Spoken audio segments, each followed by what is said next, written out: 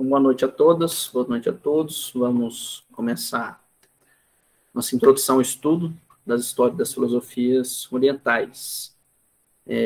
Esse é um curso que eu tenho planejado já tem algum tempo. Quem teve a oportunidade de assistir o Panorama do Pensamento Ocidental, já aconteceu ano passado, foi um curso muito bacana. E era nesse modelo, dava aula, a gente deixava gravado, colocava no nosso canal. E eu acho que foi um sucesso interessante, porque a gente consegue cobrir muita coisa em pouco tempo, né? Mesmo que seja, óbvio, os panoramas.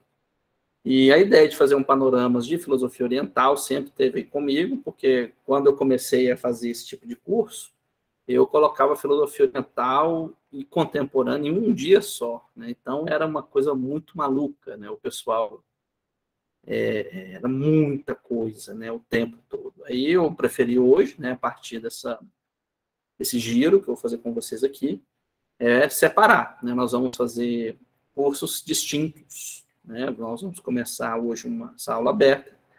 Na segunda-feira vamos começar o de filosofia indiana. E provavelmente em junho vai ser o curso de chinês, né? Filosofia chinesa. Os nossos tópicos estão aí, acho que vocês já viram naquele link, né, do Instagram. Nós vamos fazer essas perguntas, nós vamos ver brevemente hoje como responder essas perguntas. Algumas nós não vamos responder, né? Algumas vão ficar um pouco no ar, porque o interesse é que vocês se sintam instigados a continuar a pesquisa, né? A pesquisa não pode ser resolvida, né, em uma aula, não tem como. Toda a apresentação que eu faço, eu gosto de começar pela história, né, porque é uma coisa que a gente não presta muita atenção no Ocidente, né? No Ocidente, a gente está interessado na Ásia, na África ou na Oceania apenas como, né, colonizados, né? Apenas como pessoas que eram estranhas e que de repente chegou a modernidade. Isso não é o caso, né? Eu sempre gosto de colocar essa imagem que está aí para vocês agora, que vocês veem que o maior poder organizado na época, além do Egito, obviamente, era o Império dos Medos, né, que são aqueles que antecedem mais ou menos em algumas centenas de anos, né, a formação das cidades-estados gregas mais famosas, né, que a gente conhece. Desse ponto de vista, se vocês olharem bem para essa imagem, vocês vão ver que a Grécia era a periferia do mundo, né? A Grécia era a margem, né, de onde estavam acontecendo as coisas, né? Nós temos aqui, vou fazer um movimento aqui com o mouse, ó, essa região aqui, nós temos aqui o Egito, aqui os caldeus, só que a Mesopotâmia são vários povos, vocês se lembram, né? Tem assírios, babilônios, caldeus, aqui mais. Aqui nós temos os medos, e aqui, né, essa região cheia de nomes é a região do Vale do Rio Indo e a região do Vale do Ganges.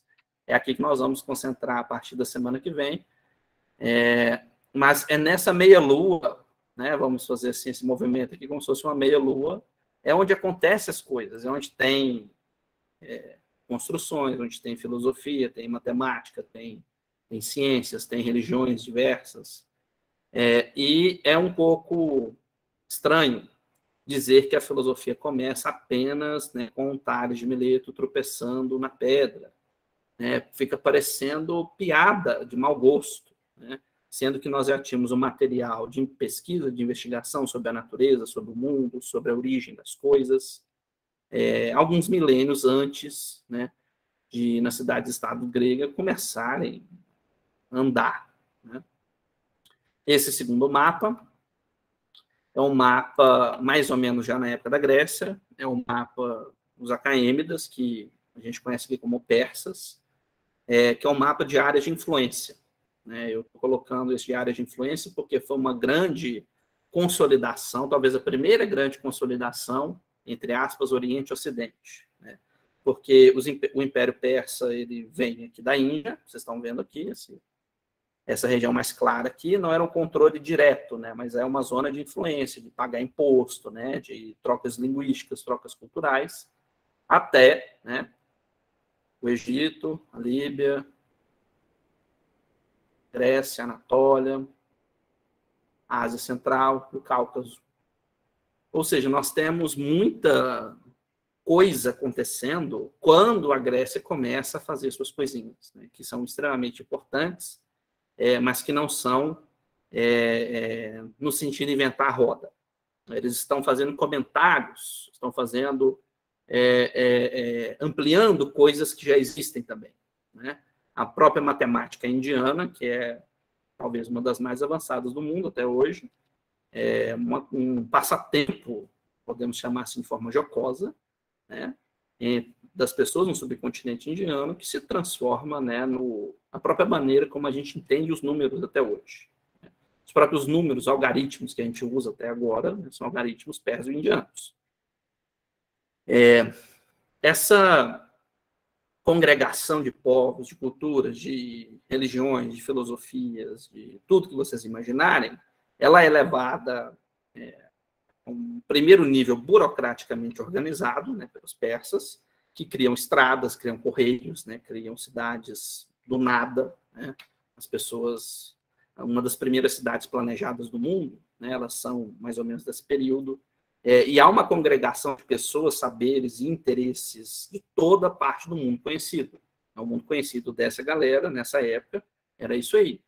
Ou seja, não apenas Egito e Mesopotâmia, né, mas a conexão de tudo isso, né, é um dos grandes feitos dos povos iranianos, né, dos povos persas, que na época se chamavam de acaêmidas. Obviamente, a próxima grande conexão é o próprio Alexandre o Grande. Né, o Alexandre o Grande que derruba o Império Persa. Mas veja, a derrubada desse império não é apenas uma derrubada comum, né? Porque o Alexandre é uma pessoa criada e guiada e tutorada, né, pelo próprio Aristóteles. Então, ele tem certa aversão a certos comportamentos, mas em termos de contestar o seu mestre, ele tinha abertura para outros comportamentos. Por exemplo, com todas as culturas onde ele chegava, né? Então, ao invés dele chegar e destruir a cultura local, ele abraçava a cultura local, fazia aliados, criava Alexandria, não sei quantas, né? Acho que 10, 15 Alexandrias, né? Não só do Egito, mas onde ele fundava uma Alexandria. E todas essas cidades eram governadas, claro, eram governadas por pessoas que ele comandava, mas também em relação ao que as pessoas estavam fazendo no local, né? Ou seja, a cultura local integrada com a cultura grega é o período que a galera chama de helenismo, e esse período é muito interessante, porque há uma mistura cultural que vai impactar os gregos também, né? Então, no começo, entre aspas, se eles já têm uma conexão muito forte com esse mundo que já existia de antemão, logo depois eles também vão ser retroalimentados por toda essa mudança, inclusive linguística, que acontece na própria língua grega. Isso vai ser muito influente nas culturas locais também. Essa região aqui, vou mostrar para vocês, aqui em cima, estão vendo? Está aqui em cima do Great. Essa região aqui é a Ásia Central. Essa Ásia Central ela é dominada por dezenas, centenas de povos.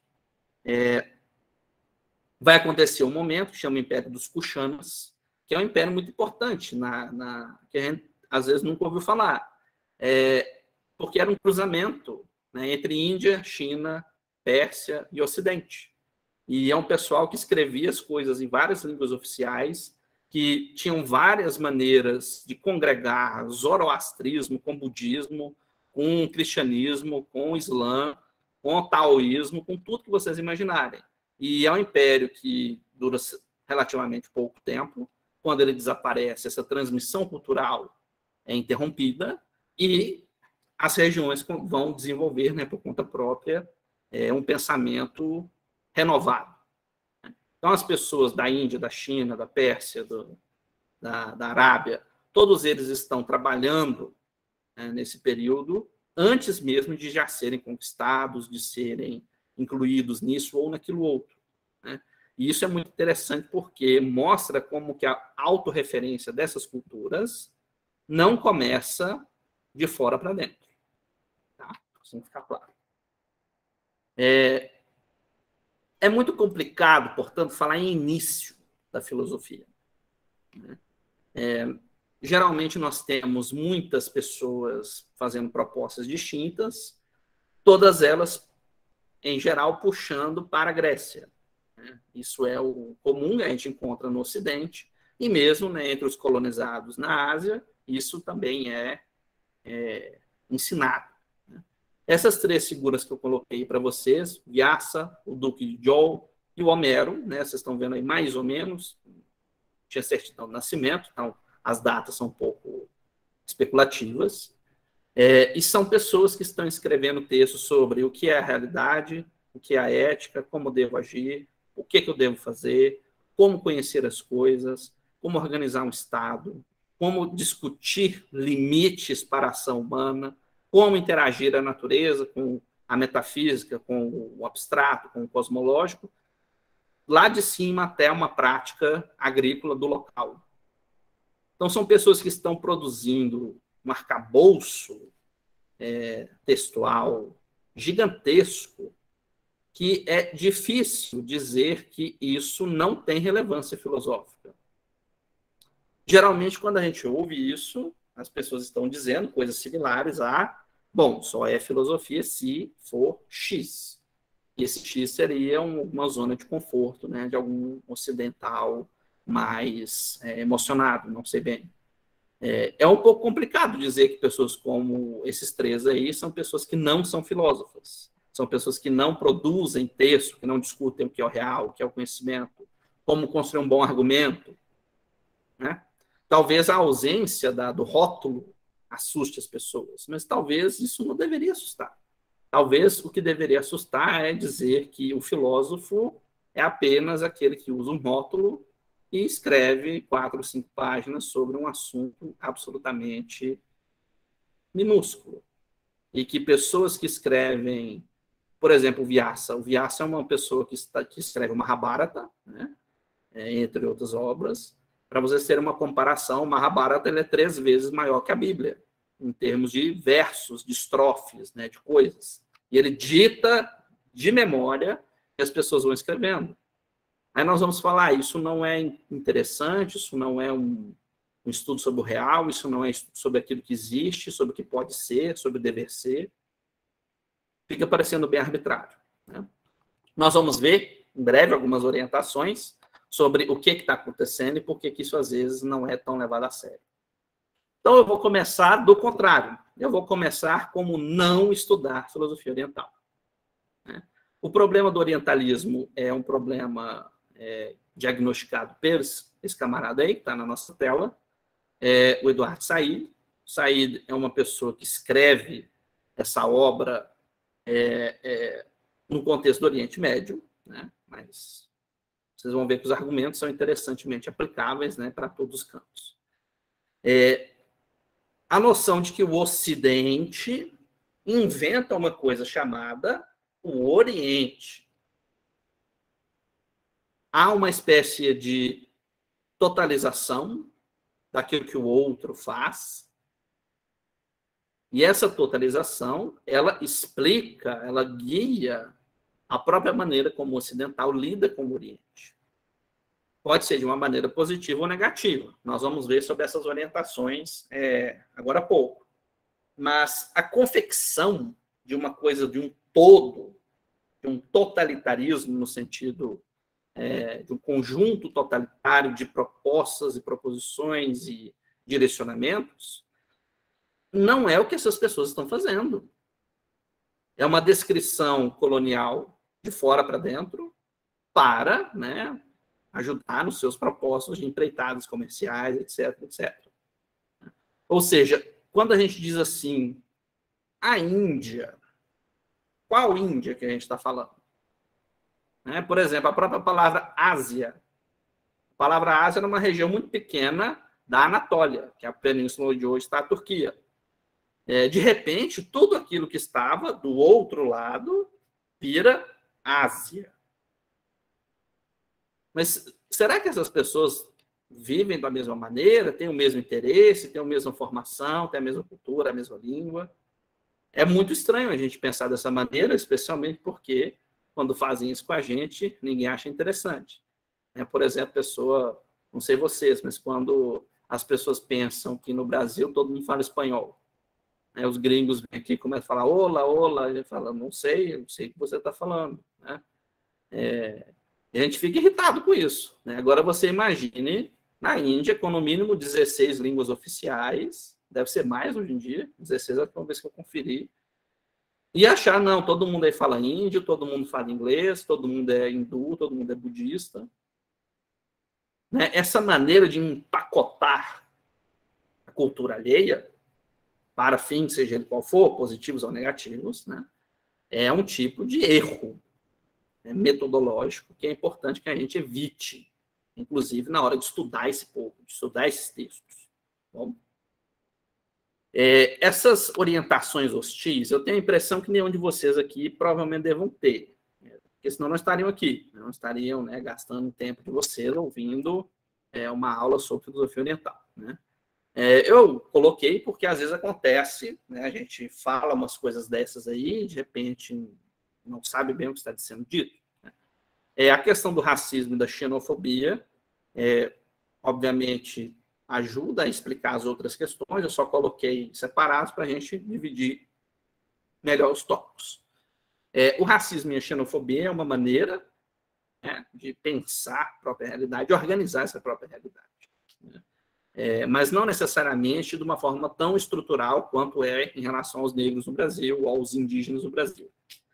Quando a gente fala sobre a xenofobia, em específico, a gente está falando sobre uma espécie de desconfiança, uma espécie de medo, uma espécie de renúncia ou de ativamente fugir daquilo que é o estrangeiro, daquele que é de fora. E se isso é baseado na raça, ou se isso é baseado na religião, se isso é baseado na etnia, varia. As pessoas geralmente encontram dezenas de motivos para praticar a sua xenofobia, e nenhum deles é interessante. 4 maneiras, talvez, de exercitar essas orientações hostis. Primeiro é minimizar tudo aquilo que é do local, tudo que é autóctone, tudo aquilo que é nativo. Pensar que isso é inferior, que isso é menos desenvolvido, que isso é um monte de conversa fiada, que simplesmente o que está sendo feito no autóctone é aquilo que é ultrapassado. A modernidade traz no seu seio uma noção do tempo que é muito estranha, e esse tempo é imposto nos tempos múltiplos dos outros. E isso é muito interessante, essa estratégia, porque o próprio colonizado, ou a pessoa que está, às vezes, tentando lutar contra a colonização, vai usar metáforas temporais. Por exemplo, somos atrasados, somos avançados, eles são avançados. Nós somos subdesenvolvidos, eles são progressistas. Sempre tem algum elemento que indica para a passagem do tempo, como se o que temos, como se fosse o que a gente tem agora, fosse aquilo que fosse desimportante, aquilo que é ultrapassado, aquilo que vai ser jogado para trás, aquilo que não interessa. Então, por exemplo, já vi pessoas dizendo isso, filosofia indiana, chinesa, muito massa, mas agora já tem Kant. Agora já tem Hegel, então não precisa mais. Então, tipo assim, a pessoa às vezes não quer ser ofensiva, sendo ofensiva, A pessoa fala, não, é cultura, isso é antropologia, não é filosofia. Antropologia, como que o Shankara pensa, o sistema não dualista. Isso é tudo curiosidades antropológicas. Agora já temos a modernidade. Bom, isso é, na verdade, uma maneira velada de racismo e de xenofobia. O outro é aquela expressão que eu gosto de dizer que é uma maximização de problemas, porque toda cultura tem problemas, toda cultura tem defeitos, tem coisas que são problemáticas, etc. O problema é quando a gente pensa que o outro só carrega isso. Só. Como se o Brasil fosse o país mais pacífico do mundo. O Brasil é um poço plácido de amor. E é uma coisa muito maluca a gente pensar isso, porque o outro, o diferente, por estar a certa distância, permite com que as pessoas com orientações hostis, né, observem o outro e descrevam como, né, problemáticos. Estou vendo isso, estou vendo a opressão, estou vendo isso, estou vendo aquilo outro. Né? Ou seja, isso é uma coisa muito estranha. A gente reconhece nos outros, mas aqui fala, não, aqui está tudo bem, não tem corrupção, não tem problemas, não tem nada.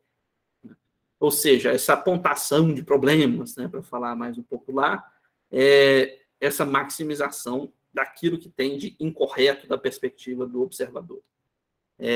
E veja, o argumento aqui não é um relativismo cultural, de dizer, lá pode, porque lá é um contexto diferente. Não é essa a questão. A questão é entender o que está acontecendo e entender como interferir, se chamado a ação. Né? Não adianta chegar lá ditando regra, não adianta. Mas se chamado a ação, você pode falar, olha, eu entendi que o problema tem essa origem, tem esse problema, tem aquele outro problema, isso aqui agrava a situação. Se chamado, você pode contribuir com alguma coisa. Se não for chamado, não adianta ficar, né, tentando interferir em como essas pessoas organizam a sua própria vida, que, né, há 5 mil anos estão aí e conseguem se resolver sem precisar da gente. O outro é a própria ideia de demonização, né, que já vem mais das religiões. Né? Existem várias religiões que são monoteístas, específicas, que tudo aquilo que é diferente é do diabo, né, do Satanás, é uma coisa absurda, é uma coisa a ser perseguida. Isso aconteceu muito no mundo afora, né, mas a filosofia oriental tem entre 50 aspas, tá, gente, a sorte de ter tido uma produção textual gigantesca, né, antes da chegada dos invasores. E isso serve, mesmo que não seja 100% entendido, mas pelo menos serve como uma espécie de repositório institucional, né, para as culturas antigas deles.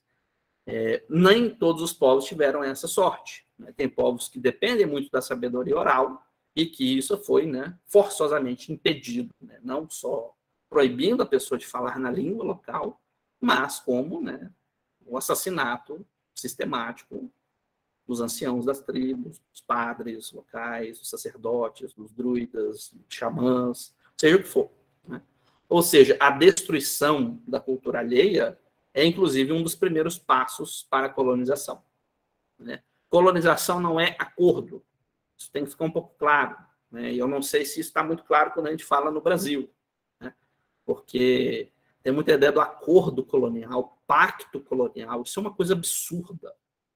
Uma coisa absolutamente absurda. Por quê? O primeiro passo é o esvaziamento do outro. Você destrói o texto, destrói a memória viva da tribo, você destrói os prédios, você destrói os ídolos, os fetiches, né? Você destrói tudo aquilo que é contra a religião lá do invasor e acredita que isso é um ato de bondade. Né? Tem um sujeito chamado Padre Antônio Vieira, né, que as pessoas acham muito bonito, e o Padre Antônio Vieira, na época, não era considerado errado, então ele escrevia isso com tranquilidade, né? De que a escravidão africana era uma bênção.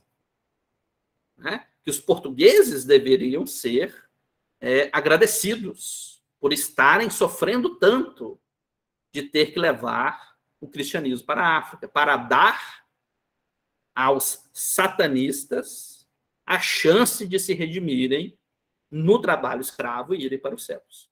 Né? Então, você compra sua vaga, né, a sua escada rolante para o céu, sendo escravo e tem que agradecer. Isso é um favor que o português estava fazendo para o africano.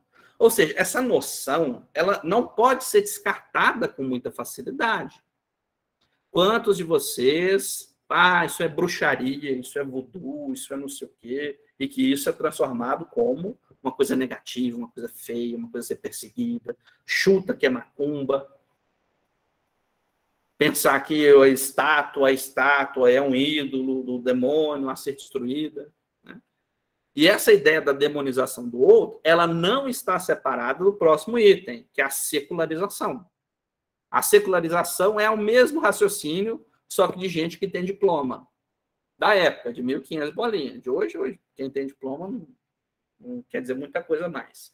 Mas, na época, a pessoa que tinha diploma pensava assim, eu sou erudito, eu sou uma pessoa iluminada, né? E, na verdade, os outros são supersticiosos. E eu, moderno, estou vindo trazer a razão, a libertação, né? Eu sou a luz do mundo. Veja, o português, o padre Antônio Vieira e o iluminista secularizado, ambos têm a certeza que são a iluminação do mundo, que estão fazendo um favor para o outro em sistematicamente destruir o seu mundo da vida. Então, assim, eu espero que vocês não sejam pessoas dessa orientação hostil. Acho que não são, porque senão não estaria aqui nos ouvindo. Então, agora vamos passar para um vespeiro. Esse vespeiro são as orientações supostamente benevolentes. Esse vespeiro é difícil, porque são pessoas que estão positivamente predispostas a estudar a filosofia oriental, mas que acabam cometendo alguns erros na hora de fazer o estudo. Primeiro é o famoso misticismo de boutique. Pensar que você é budista porque você usa uma bata que você comprou no shopping lá no Morumbi, lá no Iguatemi, né? Pensar que você é hindu porque você tem um incenso em casa.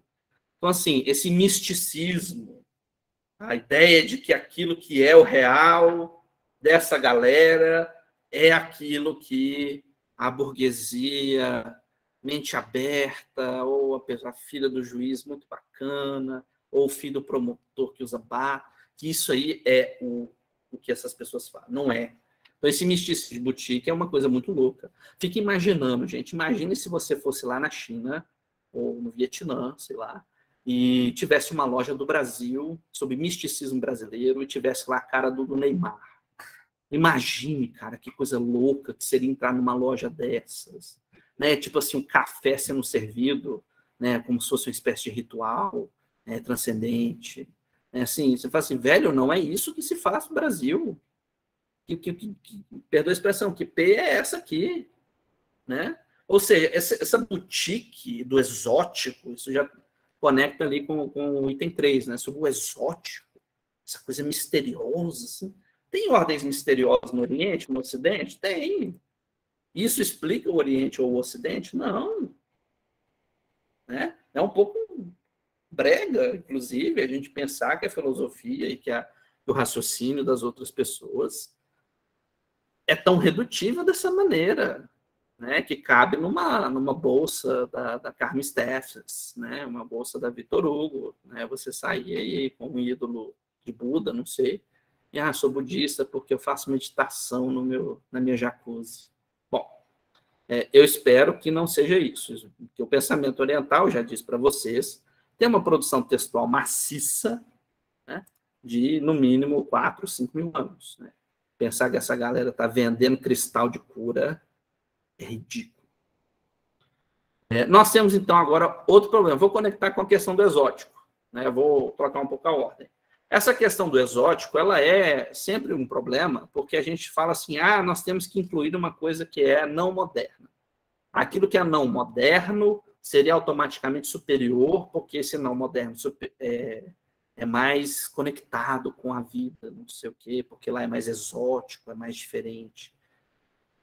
Não sei se é o caso, porque eles têm uma produção e uma autorreferência da sua própria cultura, 5 mil anos, dizendo sobre o que estão fazendo, e se você ler os textos, não está sendo dito, eu estou fazendo uma coisa exótica, estou fazendo uma coisa misteriosa, absolutamente, dos cristais, não sei. Esse não é o ponto. Né? Dizer que o outro é exótico já o coloca numa categoria de alteridade tão extrema quanto a da xenofobia. Né? Aí as pessoas falam, mas é a xenofobia do bem. Bom, não vou dizer que isso existe. Acho que é um pouco estranho. Isso conecta com mais outra questão, que é a homogeneização das diferenças. Essa que acontece conectado com o próximo, que é o excesso de boa vontade. Né? Esse excesso de boa vontade diz coisas, por exemplo, somos diferentes, mas todo mundo é filho de Deus. Um hindu poderia falar, qual Deus? Shiva, Vishnu, Ganesh, Durga, Kali, qual que você está falando? Não, mas é porque só tem um Deus. Sim, mas isso aí é para uma religião, não é para todo mundo. Então, a ideia é que todas as diferenças são na verdade, a mesma coisa. Isso não é uma filosofia da diferença, né? Essa é uma filosofia tal como de alguns pensadores pós-modernos, né? Pensam, mas tem um grande todo, um plano de pré-individuação, um plano da hiperincomensurabilidade, um plano de não sei o quê. Inventa a palavra que tiver na moda para dizer a diferença do outro não importa. O que interessa do outro? Aquilo que diz a ver com a minha ideia. Vou dar exemplos para vocês. Não vou citar os nomes, porque eu não me lembro, graças a Deus.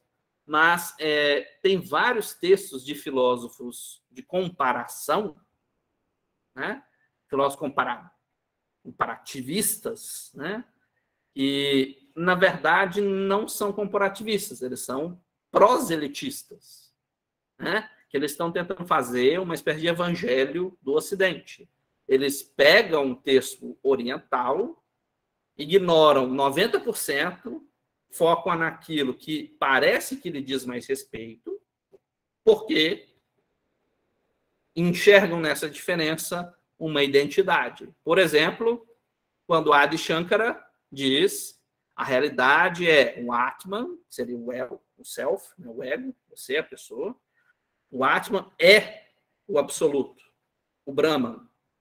Brahman é o que é, a realidade completa é o que está dentro de você. O que alguns pensadores falam? Ele está dizendo sobre Jesus, sobre a residência do absoluto, a parousia, o Espírito Santo, não sei o quê. A comparação é factível? Claro que é factível, mas veja, é diferente de você dizer isso e diferente de você dizer o que essa pessoa, diferente de mim, mais de 1000 anos antes da minha existência, está falando a mesma coisa que eu quero. Olha que bacana, que coincidência. Tem um Twitter, né, que rodou por aí há algum tempo, né, que era assim, nossa, que coincidência que o índio, a tribo indígena que eu estudo, defende o mesmo tipo de pensamento que o filósofo francês do século XXI, que eu tenho interesse. Nossa, que coincidência. Né? Então, essa homogeneização da diferença é extraordinariamente perniciosa. Né? As pessoas... Já é um pensamento tão difícil de ser acessado e as pessoas mutilam o próprio acesso pensando que o que está lá é apenas mais do mesmo, que é uma construção identitária específica do modernismo ocidental, e eles pensam que isso é universal, porque faz parte da cartilha. A cartilha diz a modernidade é para todo canto, todo mundo é moderno, a sociedade é mundial. Não, não e não. Isso, né, conecta também com esse excesso de boa vontade. Esse excesso de boa vontade é essa maneira muito linda, né, de vamos receber as pessoas, vamos estar de braços abertos. Você está de braço aberto até onde você consegue achar que a diferença te agrada. Por que ela te agrada? Porque ela não é tão diferente assim. Quando desagrada, vai fazer filme do Indiana Jones 2, de um ritual de sacrifício humano, para dizer que aquilo é o hinduísmo. Ou seja, o excesso de boa vontade é também essa maneira de homogeneização do outro. Porque você só tem boa vontade na medida que isso responde ao seu pré-conceito, à sua pré-experiência. Aquilo que você vê no outro apenas o que você já tem. Essa não é uma atitude filosófica.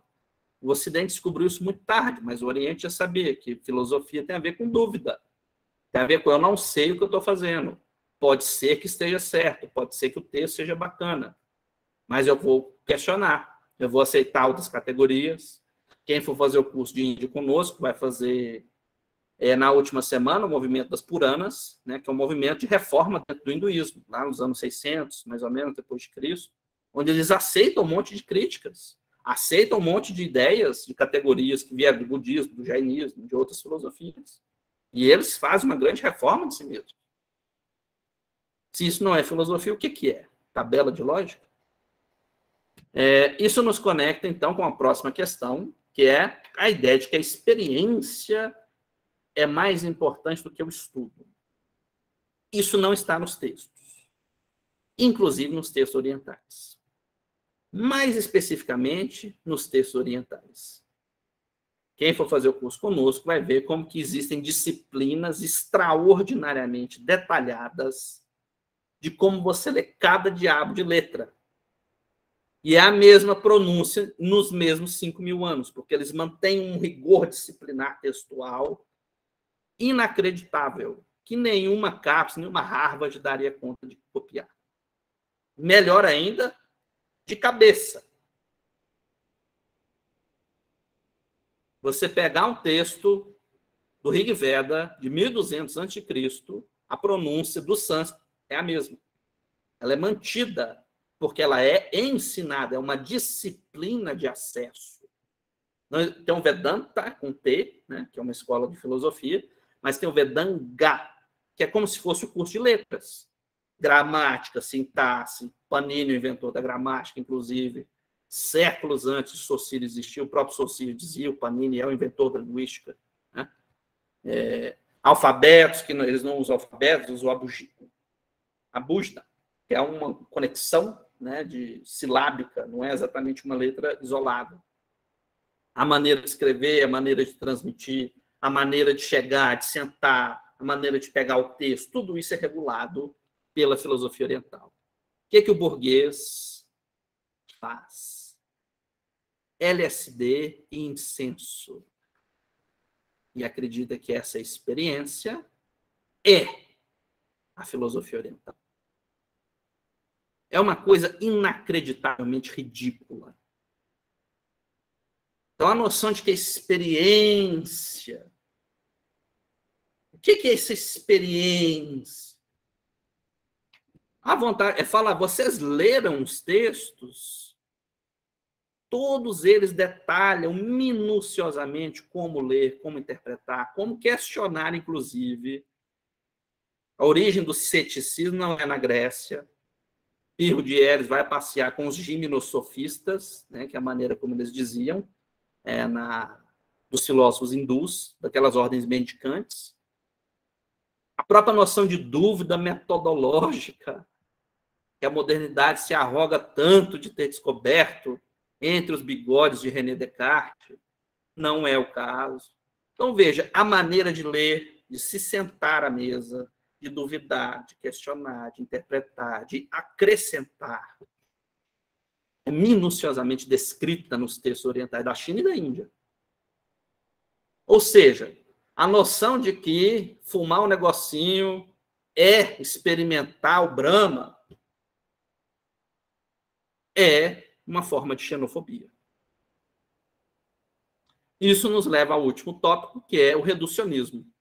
Esse reducionismo moderno, que é dizer, né, o que eu disse, né, antes, tudo isso é muito lindo, mas agora temos Kant, filosofia está resolvida. Agora temos Marx, agora temos Hegel, agora temos não sei quem. Então, não precisa mais. Então, esse reducionismo moderno também, além da arrogância implícita, né, da própria modernidade, é uma atitude extraordinariamente racista. Por onde, portanto, estudar filosofia oriental? Agora vamos chegar, né, mais ou menos à introdução específica que a gente está fazendo aqui. Primeiro, estudo de arqueologia e de história política administrativa.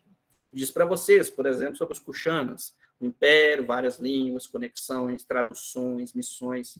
Tudo isso é possível porque é um império, com estrutura política administrativa, com direito, com estrada, com correio, com biblioteca pública. Né? Então, o estudo arqueológico dessas coisas é tão importante quanto o estudo da filosofia oriental. Tá? Isso é uma coisa que a gente aprende, né, nos cursos de filosofia ocidental, que é ler no contexto, e ninguém faz isso no Ocidente, no Oriente. Né? Ninguém está muito interessado em estudar, né, essas transmissões de império, do Império Maurya, que se dissolve, e depois vem o Império Gupta, não sei o quê. As pessoas não estão interessadas nisso quando falam em Oriente. Mas quando falam de Hegel, tem que falar da Revolução Francesa, tem que falar de Napoleão chegando em Iena. Aí sim a história importa. Por que a história só importa quando é Ocidente? Né? Então, uma boa maneira de estudar a filosofia oriental, com o começo, pelo menos, é estudar o que essa galera fez, quem são essas pessoas, como que elas chegaram aí. Isso vocês vão encontrar na arqueologia e na história política e administrativa. Isso não pode ser jogado para fora. Vamos pegar um exemplo da China. O período da desintegração da dinastia Zhou. É um período muito problemático, né? Milhões de pessoas morrendo em guerras e tretas e feudos, um batendo no outro, etc. E a proposta da galera é a recuperação da harmonia, a recuperação da unidade política e administrativa que, no começo do Império Zhou, existia. Então, quando Confúcio senta-se à cadeira para escrever, para não só escrever, também ditava, né? Para elaborar seu pensamento filosófico, ele não está fazendo isso porque ele cheirou um negocinho, porque ele viu um negocinho na loja, porque ele está pensando, será que usar bata é legal, vou ficar chique? Não é isso que ele está pensando, ele está com problemas históricos extremamente específicos, problemas sociológicos extraordinariamente particulares.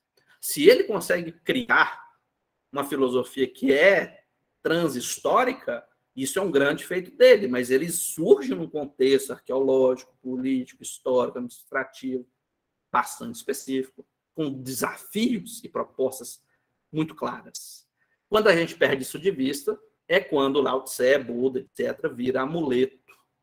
É quando vira mensagem com coisa colorida no fundo, né? que a tia manda no WhatsApp. Né? É quando a coisa é violentamente arrancada da sua produção e vira coisa na boutique. Né? Não façam isso, por favor. Outra maneira, língua. Estudo das línguas. Evolução linguística, da escrita e da fala. Tem um fenômeno muito comum no Oriente, que é a diglossia, né? Que é a mesma língua, só que a língua escrita ela é tão diferente da língua falada que é como se fossem dois idiomas diferentes. Né? Isso se deve a um dos problemas, não podemos falar que a filosofia oriental é tudo lindo e maravilhoso, não é. Então, há um problema que, né, o analfabetismo era gigantesco, né, não era todo mundo que tinha acesso à escrita. Então, a própria escrita, embora ela pudesse ser muito elaborada, isso era lido e transmitido pelas classes dos sacerdotes, dos filósofos, dos estudiosos, para o povo. O povo, ele mesmo, não tinha acesso direto aos textos durante todo esse período histórico, só depois de certo período. Né? Ou seja, isso também vale para nós. Tá? Então, a leitura, estudo das línguas não pode ser jogado fora.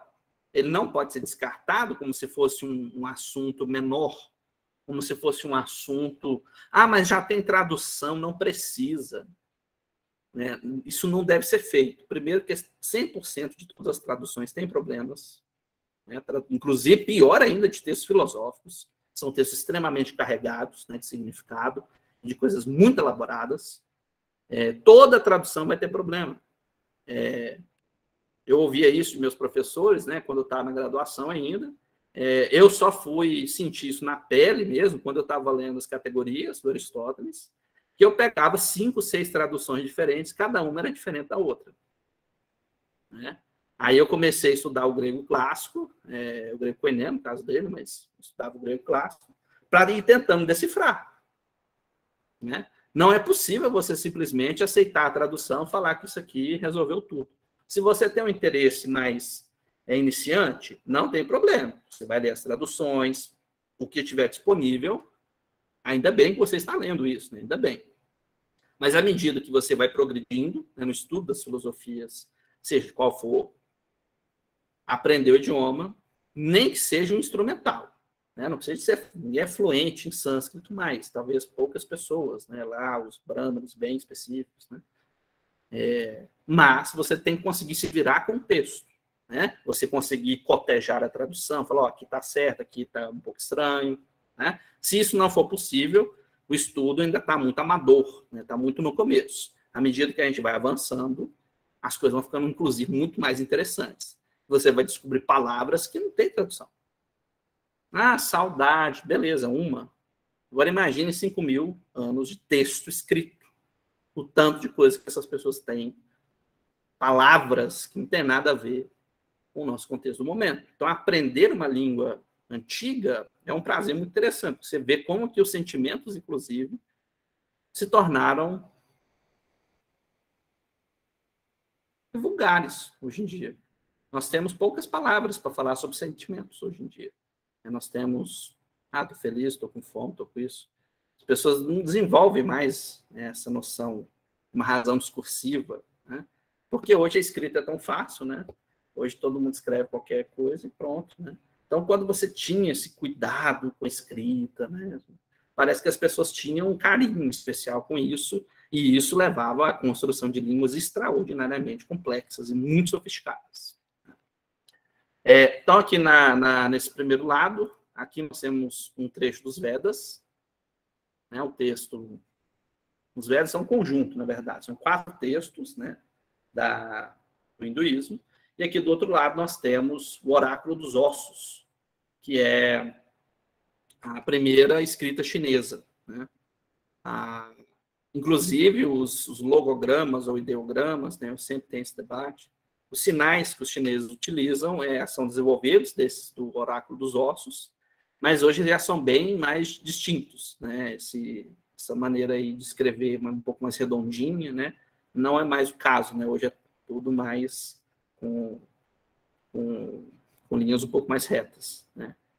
Inclusive, o estudo do chinês arcaico, do chinês moderno já é difícil, o do chinês arcaico, os próprios chineses têm muita dificuldade, né? Então, assim, se você quer fazer um estudo avançado, que ótimo que você consiga ler, mas não precisa de tudo isso, né? De aprender as 5.000 regras lá, né, do Panini, 5.000, acho que é 3.900 e tantos versos que ele fazia para falar sobre a gramática. Não precisa desse nível, né, de especialização, mas você pelo menos tem que saber se virar. Falar, olha, eu conheço isso aqui assim, essa tradução que não está muito boa, né? Darei um exemplo do Ocidente para vocês. Existe uma palavra em grego que ela é neutra, né? Antes do neutro de Twitter, existia um neutro na língua grega, né, clássica. Então, existia o gênero masculino, feminino e o neutro. A palavra theos é uma palavra neutra, significa o sagrado, o divino, a sacralidade, né? É um substantivo genérico. Quando theos é traduzido por Deus, com D maiúsculo, já houve uma perda de complexidade, porque reduz-se a uma religião que veio do Oriente Médio, tal, se espalhou, etc., mas que não é o que a galera estava falando na época, né? Ou seja, identificar esses problemas é importante porque muda a maneira como a gente entende o que está acontecendo. Por exemplo, quando Teos aparece em vários diálogos de Platão, ele está se referindo a Apolo, está se referindo a um tipo muito específico de sagrado. Não está falando nem do Deus lá do Oriente Médio, e também não está falando de Dionísio ou de Zeus, por exemplo. Quando os estoicos falam de Teos, eles estão falando de Zeus, que tem a ver com autoridade, com força, né, com comando. Apolo não está associado a isso. Ou seja, a maneira própria de estudar o texto depende do que essa galera está querendo dizer. Isso é uma coisa tão óbvia que a gente perde de vista, né? Porque a gente toma a tradução como se fosse aquilo, né?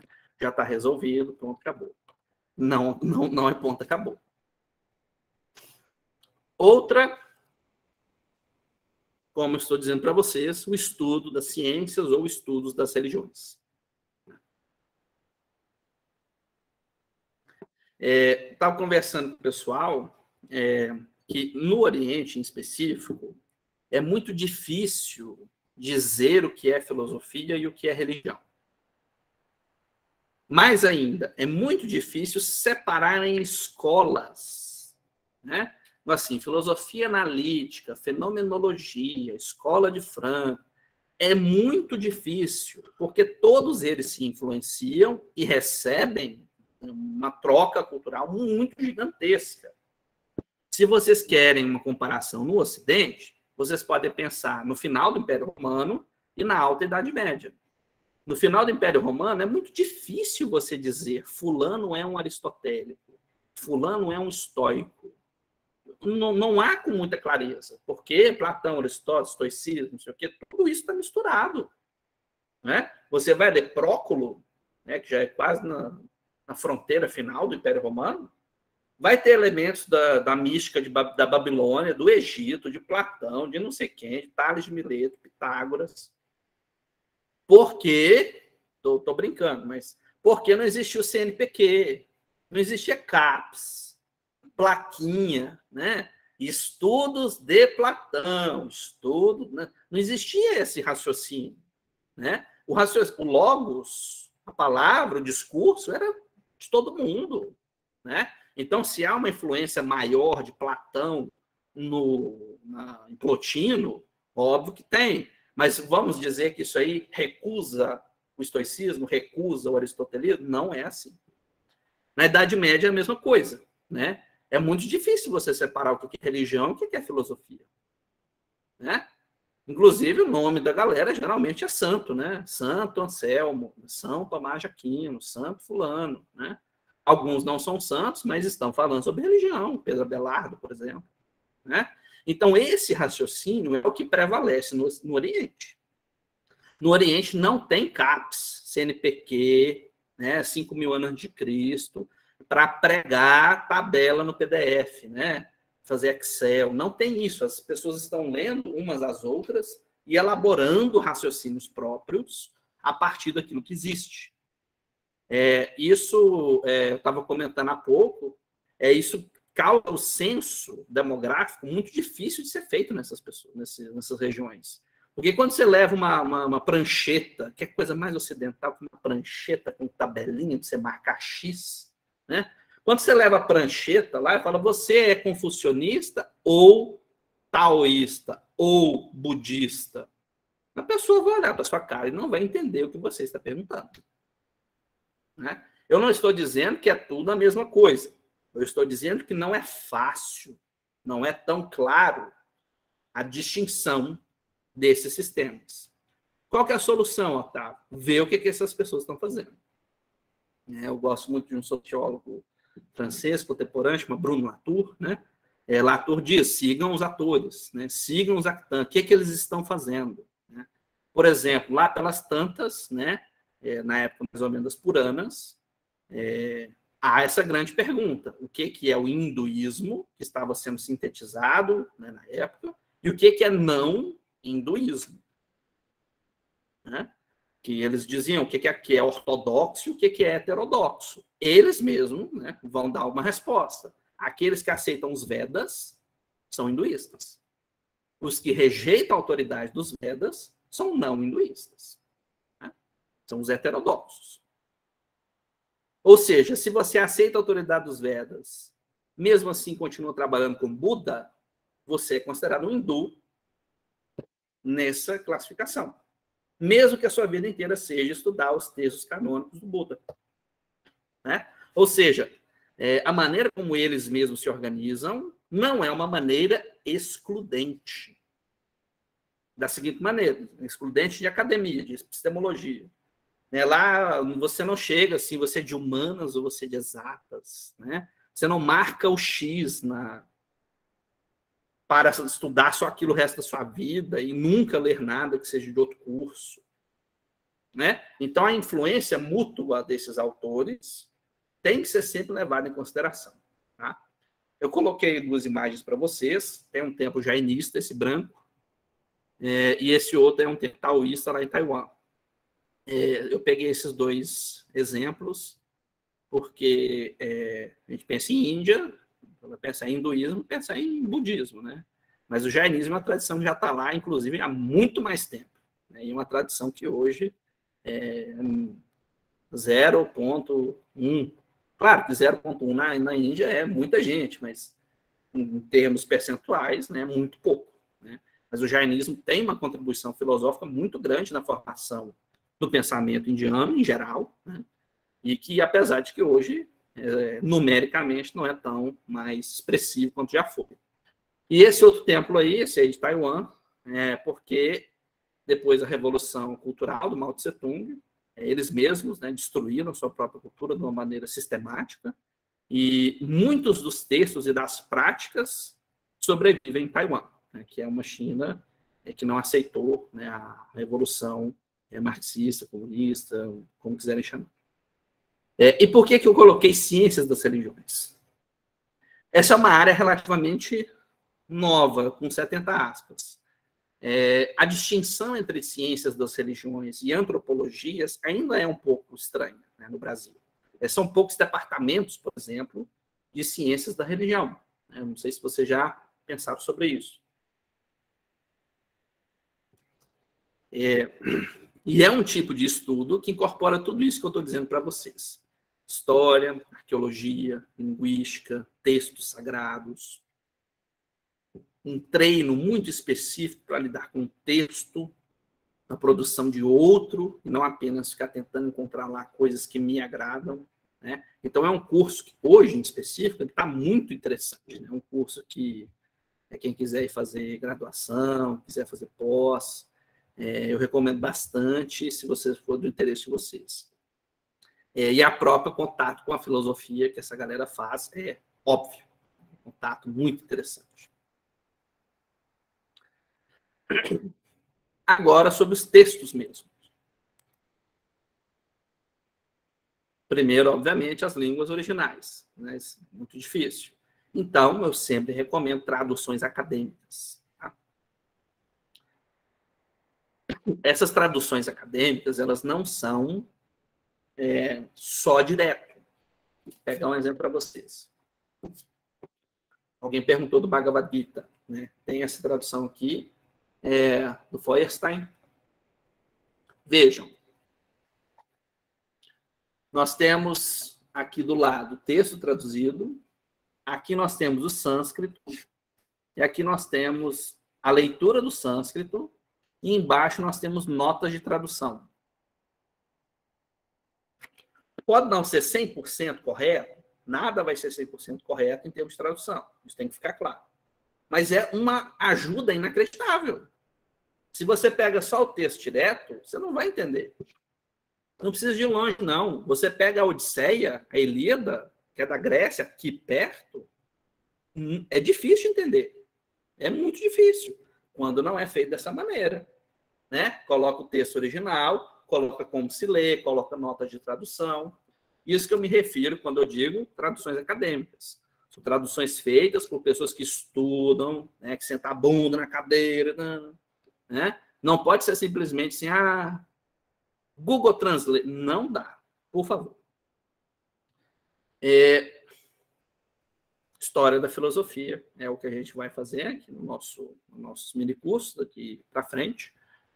Essa história da filosofia é uma área um pouco complicada, sempre tem aquela questão, será que isso é filosofia? Será que isso é só história? Mas eu acho que é uma perda de tempo, né? Por que haveria essa divisão CNPq? É muito difícil de achar que isso é real. Mas o estudo da história da filosofia é importante por quê? Para você descobrir que essas ideias não saíram do nada, que essas ideias não brotaram do nada, que eles estão dialogando, que eles estão resolvendo problemas e criando novos problemas, assim como é qualquer tradição filosófica. Né? Então, você vai pegar de Uxi, uma resposta dele, a síntese neo-confuciana de não sei quem, de fulano, tananã, tananã. Aí você tem que saber o que é fulano, o que é o ciclano, o que foi a crise disso, a crise daquilo outro, a mudança dinástica que mudou a configuração. Né? Então, a história da filosofia tem que ser as duas coisas, história e filosofia. Discutir o conceito, discutir o que está mudando, o que está sendo inovado, o que está sendo largado para trás. Algumas coisas são largadas para trás também, Guri. A outra é Atores Rede, né, que eu coloquei em homenagem ao Bruno Latour, né, que é seguir o que essa galera está fazendo nas suas redes. Né? Por exemplo, Confúcio lá no período dos estados combatentes. Né? Ele está procurando emprego. Né? O Confúcio ele não está na montanha, assim, o sábio do Kill Bill, lá, fazendo assim com a barba. Ele está caçando emprego. Ele estava tentando escrever, ser claro, convencer os warlords, né? Os senhores feudais, né? Locais, a dar o emprego para ele. Tá? Lao Tse escreve lá o Tao Te Ching, lá assim, correndo praticamente, porque o guarda não queria deixar ele embora da cidade. Falou, não, você é muito sábio, Você não pode desperdiçar essa sabedoria.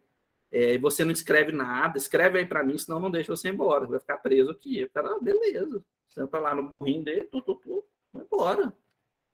Né? Então, assim, essa ideia do ator rede tem certa questão de desmistificar o pensamento. Né? São pessoas concretas, fazendo coisas reais, com ideias muito interessantes. Assim como é Hegel, Kant, Marx, sei lá, quem você achar interessante. São pessoas reais fazendo coisas concretas. Né? Não é o sábio da montanha tendo iluminação porque cheirou o negocinho. Tá? Outro, a própria arte. Isso aí para quem tem mais facilidade, né, com educação artística, não é tanto meu caso, mas o estudo das artes sempre ajuda você a entender o que está acontecendo. Né? Então, por exemplo, embora seja muito difícil falar o que é a harmonia, né, em termos de discurso linguístico, né, às vezes uma pintura fala muito melhor do que 70 mil palavras, poderia dizer. Né? Então, você estudar a música, na Índia isso é muito comum, eles têm tratados e tratados e milhares de páginas sobre como tocar cítara, sobre como tocar os outros instrumentos. Né? Então, são pessoas que gastam milhares de páginas descrevendo o que eles estão fazendo, também na arte. Né? Por exemplo, a influência do Ramayana no teatro indiano. Não há teatro indiano sem o Ramayana, que o Vyasa, aquele que eu mostrei para vocês, falou, ditou o negócio. Né? Então, assim, quando a gente estuda atores redes, a gente descobre história, política, arte, religiões. E, no final de tudo, filosofia comparada. Vocês perceberam que eu só fui falar isso agora no slide 13? Qual que é o slide agora? Slide 13. Por favor, não comecem pela filosofia comparada. Não façam isso. Por favor. Não são todos os escritores, os autores, que têm esse cuidado que eu estou dizendo aqui para vocês. Na verdade, não são muitos. Por exemplo, eu ia dar esse exemplo para vocês, né, de pessoas que fazem esses estudos de filosofia comparada e que reduzem milhares de páginas a um tópicozinho específico para caber no CNPq. Por exemplo, eu comprei um livro já tem um tempo, que era sobre Derrida e a filosofia indiana. Só conversa sobre a linguagem. Só. Eles falam de tudo. Quem pegar uma Purana para ler, por exemplo, Brahma Purana, eles falam de geologia, de história, de arqueologia, de receita de comida. O que a galera faz? Pega o texto e acha que Nagarjuna, um dos caras mais poderosos em termos de pensamento nesse mundo, só está falando de papo de linguagem. Filosofia da linguagem. É inacreditável o reducionismo crasso que é feito, né, em quase todos os trabalhos de filosofia comparada. Então, assim, pode comparar? Compare o que você quiser. Ninguém está impedindo. Mas, por favor, não faça. Aqui é um pedido. Tá? Se um trabalho bem feito de filosofia comparada é raríssimo. Muito raro. Dos dois lados. Dos dois lados. De lá para cá também acontece reduções similares. Tá? Então, é muito complicado a gente pegar alguns professores que falam, por exemplo, Shankara é o Tomás de Aquino, hindu. Não faça isso, por favor. Né? Então, assim, a filosofia comparada, ela às vezes acaba mais atrapalhando, porque ela recai naquelas orientações supostamente benéficas, né? Que a gente acha que está fazendo bem, que está respeitando a cultura alheia, destruindo a sofisticação dessa galera para caber dentro de um tópico minúsculo, de uma nota de rodapé do Ocidente. Tá? Então, podem fazer comparações, a gente sempre acaba fazendo, isso não é, né, um crime em si, Mas, assim, a gente sempre tem que levar em consideração que essa comparação não deve ser feita como o começo da metodologia.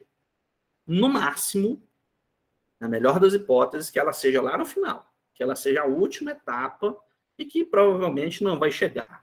Tá? Se você estiver envolvido com línguas, com a tradução acadêmica, com a história da filosofia, com os atores redes e com a arte, muito provavelmente você não vai perder o seu tempo falando bobagem tipo Shankara e o Tomás de Aquino.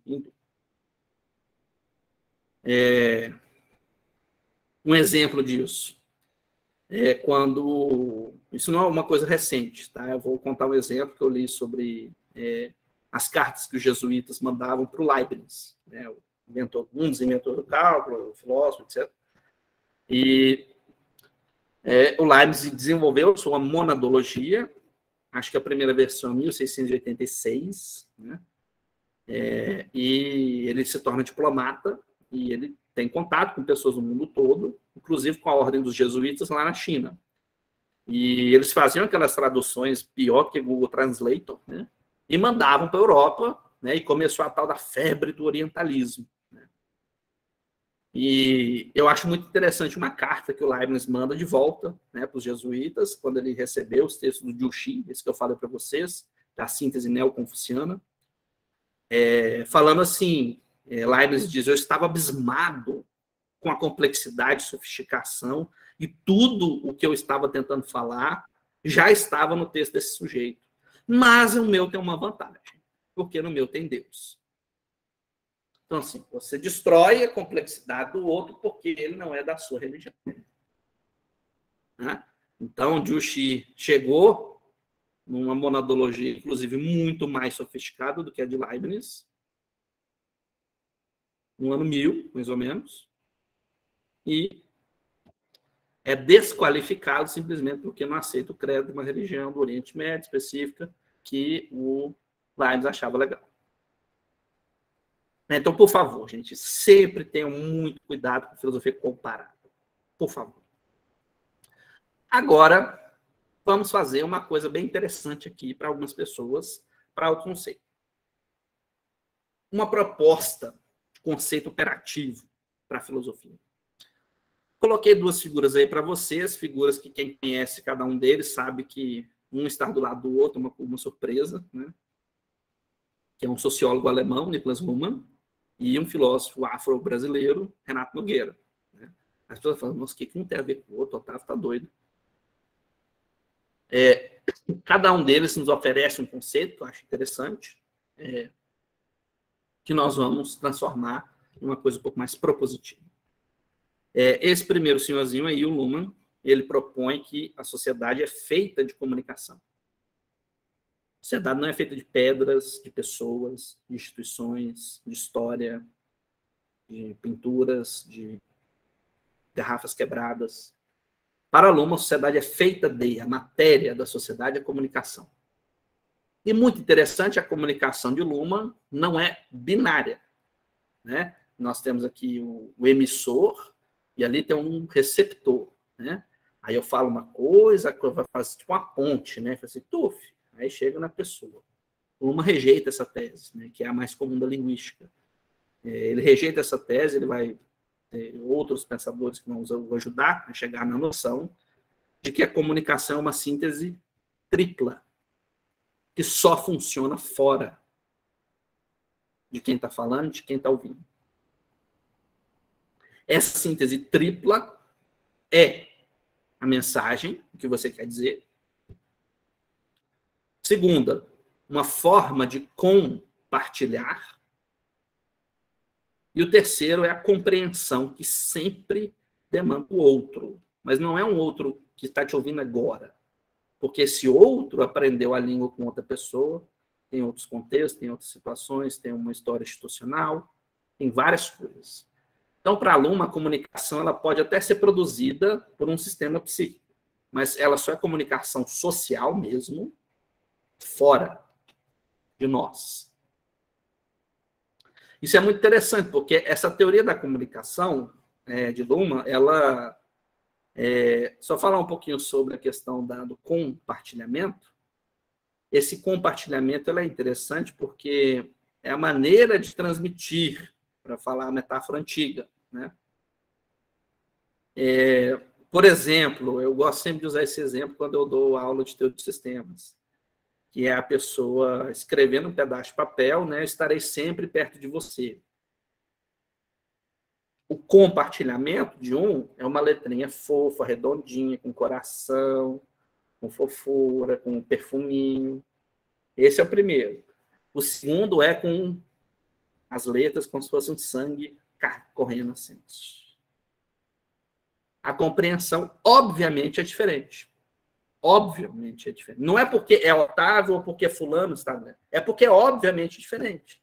Uma indica um tipo de compreensão amorosa, afetiva, fofa. O outro indica assassinato, serial killer, stalker, sei lá. Né? Ou seja, a comunicação não é só papo. Né? A maneira de transmitir isso é essa que eles chamam de compartilhamento. Né? E a síntese final de compreensão sempre é dada por um outro, não exatamente por mim. Por isso que, e mesmo mal entendido, gera novas comunicações. Né? Quem faz isso? Todo mundo. Né? Então, o conceito de sociedade do Luhmann eu acho muito fascinante, porque não tem a ver com pessoas de carne e osso. E essa é a vantagem. Porque a sociedade se transforma em comunicação, em sistemas, direito, ciência, religião, arte, economia. Né? E as pessoas ter um acesso garantido a esses sistemas é a própria condição de reprodução da sociedade. Então, nós criamos uma filosofia, uma sociologia, né, que é extremamente aberta para todo tipo de comunicação social, de culturas, né, de povos diferentes. O segundo é o grande Renato Nogueira, que eu sempre gosto dele quando eu falo de filosofia, porque ele me lembra, o exemplo que ele me dá, eu sempre lembro. Né? Ele deu uma entrevista, chama Afroperspectividade. Isso acontece na filosofia oriental também, né? Que as pessoas falam, mas isso aí não é filosofia. A filosofia africana, mais ainda, o racismo é pior ainda, 20.000 vezes pior. Então, Renato Nogueira, toda hora, tem que ficar explicando o que é filosofia. Né? Filósofo afro-brasileiro. E a sua pergunta é interessante, né? Ele fala, bom, ninguém pergunta quem inventou a arquitetura. Né? Por falta de uma expressão melhor, a arquitetura é uma espécie de faculdade social difusa de organização do espaço. Onde tem sociedades, tem alguma forma, tem uma tribo, tem uma oca, tem um clã, tem alguma maneira de organizar o espaço. Por que a gente tem que ficar caçando certidão de nascimento da arquitetura? Pior ainda, por que temos que ficar procurando certidão de nascimento da filosofia? E isso nos leva a um conceito que eu vou propor para vocês. Esse aqui é a primeira parte, vou ler com vocês. Se a teoria é orientada por um código específico, que lida com um tipo específico de comunicação, por exemplo, teoria do direito, teoria da arte, teoria da ciência, que é a filosofia?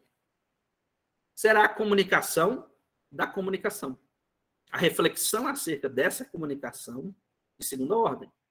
Essa forma de pensar o pensamento, de organizar a organização, de entender o entendimento. A filosofia pode surgir de qualquer coletivo, visto que não existem amarras de quem está autorizado a fazer filosofia. Fazer filosofia é, nesse sentido, já bastante abstrato, mas faz-se da abstração de abstrações cotidianas, mundanas, para pensar não apenas a ideia de um para além disso aqui, mas também para retornar ao isso aqui. A metáfora do Confúcio pedindo emprego, por exemplo. O resto da citação. A filosofia não tem um ponto de partida, um ponto de chegada determinado. Espera-se de uma teoria do direito que fale sobre normas, justiça, criação de garantias. Mas da filosofia espera-se a surpresa, a inovação, o ordenamento geral, reflexões sobre o que muda, o que permanece, e entre outros tipos. Isso significa que a filosofia, a ciência, a filosofia do direito, a filosofia, a arte, a filosofia e a economia podem perfeitamente se acoplar. Inclusive, num realismo complexo, se encoraja tais interações desde que se preserve a contingência e a complexidade interna de ambos. A filosofia, para o realismo complexo, não inibe ou substitui as artes, a economia ou religião, mas faz delas suas aliadas numa ecologização da metafísica.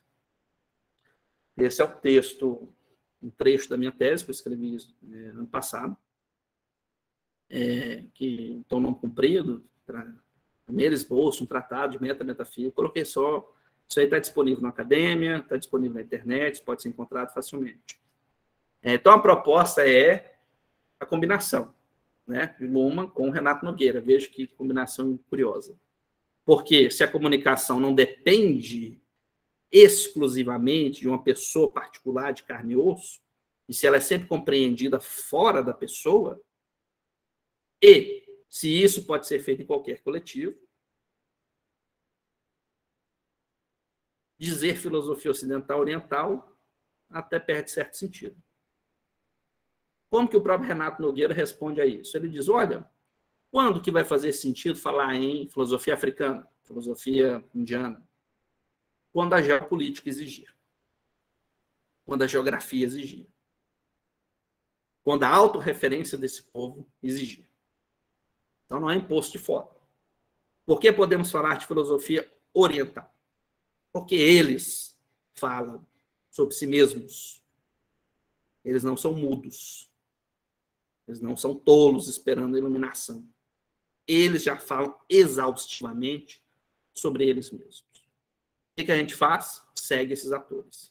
Vê o que estão fazendo, corre atrás desse tipo de raciocínio. Essa é a aula que eu tinha preparado para vocês. Essa é uma introdução, obviamente, genérica, uma introdução ampla, que é, na verdade, uma lista de coisas sobre o que não fazer, né? Mas também há uma direção propositiva, né? Que é enxergar a filosofia como um desses tipos de comunicação. Só que uma comunicação bem específica, né? Uma comunicação da comunicação, né? Uma reflexão da reflexão. Por exemplo, quando você está pensando, por que será que chove? Isso é uma reflexão. Mas quando você se pergunta, por que será que eu estou perguntando por que está chovendo? Será que aquela teoria está certa? Será que o mito, a lenda, o relato tradicional explicou tudo? Será que pode ter outros elementos? Você já começou a fazer filosofia em todas as suas áreas. Cosmologia, ética, política, religião, filosofia da ciência, metafísica, estudos do real, como quiser chamar. Tá? Então, isso, na verdade, não é dizer que eles são como nós, é dizer que há uma espécie de apreensão universal da filosofia. Todo mundo pode refletir sobre a reflexão. Todo mundo pode comunicar sobre a comunicação. E quando isso é concatenado com outras comunicações, nós temos essas culturas, nós temos esses grandes reservatórios de textos, de artes, de esculturas, de arquitetura, que nos ajudam a estudar a eles, a nós, seja quem for. Bom, fica aqui para vocês a nossa propagandinha do nosso curso de Filosofia Oriental. Nós vamos começar com a Índia Antiga, na segunda que vem. Tem aí uma lista de informes para vocês do Assemblagem, que é o nosso grupo. O Assemblagem é uma conexão entre várias pessoas, de artes e de filosofia, direito, e outros, física e vários outros cursos, que a gente tem feito esses cursos para a divulgação desses pensamentos um pouco não tão comuns, talvez, digamos assim. A gente já fez de filosofia ocidental, mas foi um curso bem diferente, né? A gente começou em Zoroastro e foi parar mais tipicamente Merleau-Ponty, Sartre, começo do pós-modernismo, e a gente viu muita coisa, né? E vai ter também agora um curso similar de filosofia indiana, né? Nós vamos ver da origem, né, da formação geográfica e demográfica daquele lugar, até a origem, né, do período védico, do jainismo originário, das religiões xamanas, que são religiões mendicantes, né, do noroeste da Índia, até a formação do budismo e da reforma, a autorreforma que o hinduísmo faz, né, quando ele centra-se de novo uma religião predominante. Então, todas essas filosofias elas são altamente conectadas aos textos religiosos, aos textos escritos, aos textos também falados. Inclusive, no hinduísmo, tem os textos Schruter e Smarta, que eles falam assim, o texto que foi ouvido, e o Schmidt, que é o texto que foi lembrado, né, que a pessoa lembrou e escreveu. E eles têm essa tradição de escrita, de redação, de colocar no papel e de revisar minuciosamente, que é muito fascinante, é extremamente fascinante. Na China também acontece isso, eles têm uma organização textual monstruosa, né? Especialmente por causa dos confucianos, que não existiam como escola específica, era como se fosse assim, casa dos eruditos, como se fosse universidade. E eles organizavam texto sobre arco e flecha, texto sobre as línguas clássicas, texto sobre a história, sobre os pensamentos, sobre o conceito de realidade, de matéria, de essência.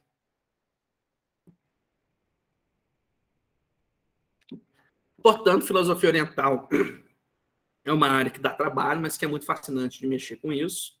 E espero que vocês se sintam convidados a participar do nosso curso. Quem tiver dúvidas pode conversar com a gente pelo Instagram, que está aí, ou mandar e-mail, ou entrar no grupo de informes e me chamar, né, diretamente no WhatsApp, não tem problemas. Tá? Eu estou aberto aí para vocês. Nós vamos começar então na segunda-feira. E dê uma olhada no cronograma completo, tá muito, assim, muita coisa. Eu vou colocar aqui no chat. Quem tiver interesse, dá uma olhada nisso aí. Temos um cronograma bem denso, nunca antes visto no Brasil. Tá? E esse é o convite para vocês. Tá? Eu vou encerrar a gravação. Quem tiver algum comentário, alguma questão, a gente pode conversar no final. Tá? Mas obrigado a todos e a todos. E espero vê-los na segunda-feira.